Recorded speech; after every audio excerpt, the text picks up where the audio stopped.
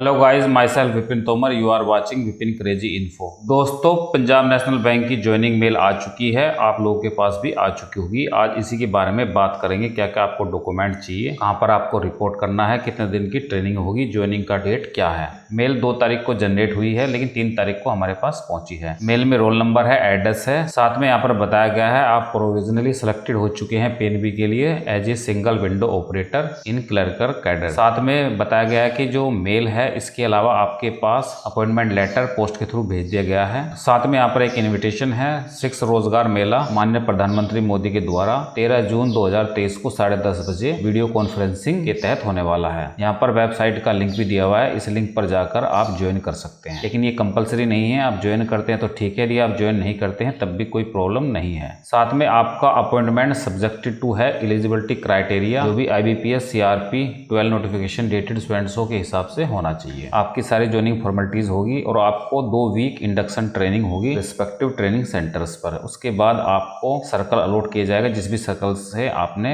Form fill up किया था। साथ में डॉक्यूमेंट की चेकलिस्ट, जो डॉक्यूमेंट आपको सबमिट करने हैं और उनके अनेक्सर अपॉइंटमेंट लेटर के साथ में मेल के साथ में भी दिए हुए हैं। आपको अपॉइंटमेंट लेटर के साथ में उसकी एक फोटोकॉपी भी लेकर जानी है। यदि अपॉइंटमेंट लेटर आपके घर पर बाय पोस्ट नहीं पहुंचता है तो इस ईमेल की 2 कॉपी आप निकाल लेंगे, उसको लेके जा सकते हैं। साथ में ज्वाइनिंग फॉर्मेलिटी परफॉर्मा आप बिलो मेंशन एड्रेस से भी डाउनलोड कर सकते हैं। आपको पीएनबी की वेबसाइट पर जाना है, लिंक यहाँ पर दिया हुआ है। साथ में आपको रिक्रूटमेंट्स में जाना है और joining formalities while joining bank, इस पर क्लिक करना है। तो जो भी फॉर्म्स वगैरह है वहां से आप ये डाउनलोड कर सकते हैं। तो सबसे पहले हम पीएनबी की वेबसाइट पर क्लिक कर देंगे। जैसे हम क्लिक करते हैं, पीएनबी की वेबसाइट यहाँ पर ओपन हो जाती है। इसको हम स्क्रॉल डाउन करेंगे, व्हाट इज न्यू एक विंडो आपको देखने को मिलती है। यहाँ पर candidate selected in clerical cadre through IBPS schedule for joining पर हम क्लिक कर देंगे। क्लिक करने के बाद यहाँ पर एक विंडो ओपन हो जाती है, जहाँ पर ज्वाइनिंग शेड्यूल है, कब आपको ज्वाइन करना है, किस डेट को आपको किस टाइम रिपोर्ट करना है। डेट ऑफ रिपोर्टिंग 3 जुलाई 2023 है। ये सभी के लिए सेम है, चाहे आप किसी भी सर्कल से हो, और आपको 10 o'clock पर रिपोर्ट करना है जो भी आपका ज्वाइनिंग सेंटर है। ज्वाइनिंग सेंटर जानने के लिए आप Ctrl F करके अपना नाम सर्च कर लेंगे। जैसे यहाँ पर मैंने अपना नाम टाइप कर दिया और सर्च किया है, तो यहाँ पर मेरा रोल नंबर आ जाता है। साथ में जो मेरा स्टेट है जिससे मैंने अप्लाई किया है गुजरात है, नेम आ जाता है।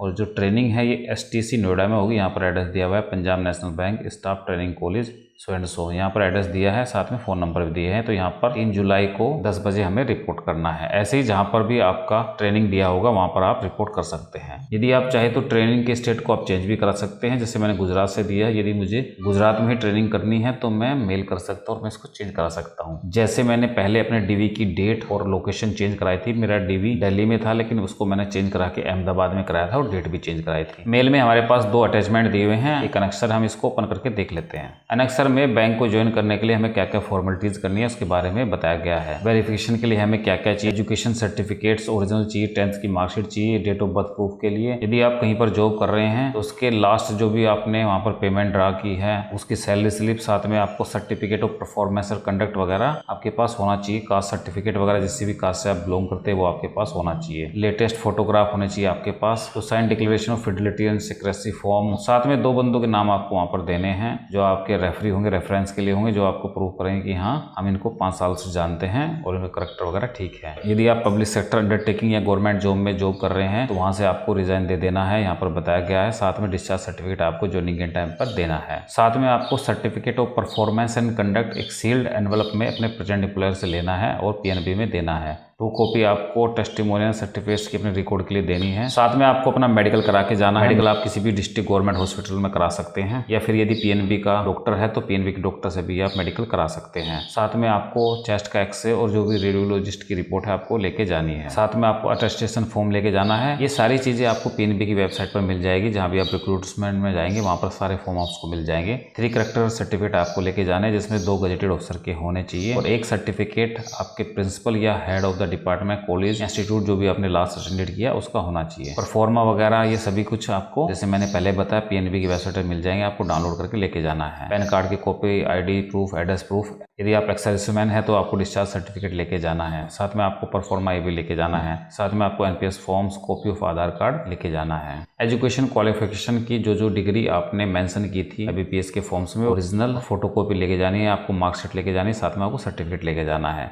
10, 12 तो ग्रेजुएशन का तो कंपलसरी है। इसके बाद यदि आपने पोस्ट ग्रेजुएशन दिखाया है, कोई प्रोफेशनल क्वालिफिकेशन दिखाई है तो उसकी भी लेके जानी है, और साथ में सेमेस्टर या ईयर वाइज जैसे भी आपके उस हिसाब से आपको लेके जानी है।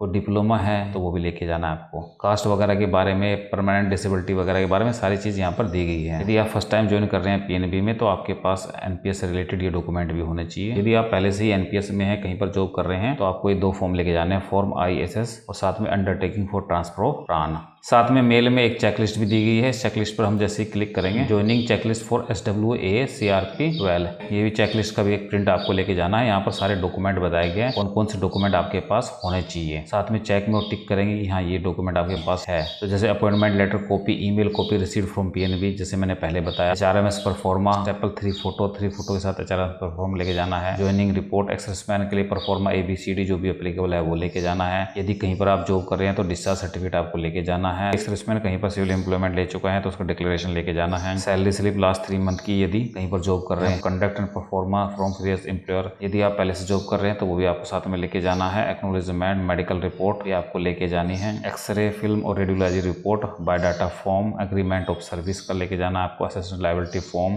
3 character certificate, Fidelity secrecy form, self registered valid ID proof लेके जाना है। सेल्फ रजिस्टर्ड एड्रेस प्रूफ, आधार कार्ड वगैरह लेके जाना है। कास्ट सर्टिफिकेट आपको लेके जाना है, जिस भी कास्ट से आप बिलोंग करते हैं उसका सर्टिफिकेट आपके पास होना चाहिए। यदि आप डिसेबल्ड पर्सन है तो आपको परमानेंट डिसेबिलिटी सर्टिफिकेट भी लेके जाना है।